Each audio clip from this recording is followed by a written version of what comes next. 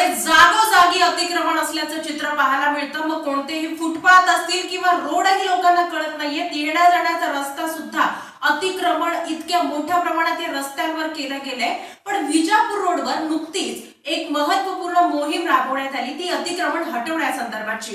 पण ही मोहीम का थांबवण्यात आली याचं कारण मात्र गुलदस्त्यात आहे। मोठ्या थाटात माटात व गाजत वाजत सगळ्यांना नोटीस देऊन 10 दिवसात आपले अतिक्रमण काढावे अशी नोटीस व तंबी दिलेली असताना, तसेच 1985 पासून सर्व्हिस रोडचे काम प्रलंबित असताना उद्यापासून अतिक्रमण काढावयाचे म्हटल्यावर सदर मोहीम कशी काय थांबवली आणि बंद केली याचे कारण गुलदस्त्यातच आहे।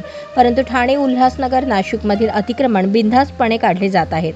आमच्या सोलापूरमध्ये मात्र सगळ्या गोष्टी गाजावाजा आणि उद्घाटन करून झाले तरी सुद्धा होत नाहीत। उदाहरण द्यायचे म्हटले तर अनेक आहेत, पण सध्या या विषयावर लक्ष ठेवणे आवश्यक आहे, कारण कुठे माशी शिंकली हेच समजत नाही।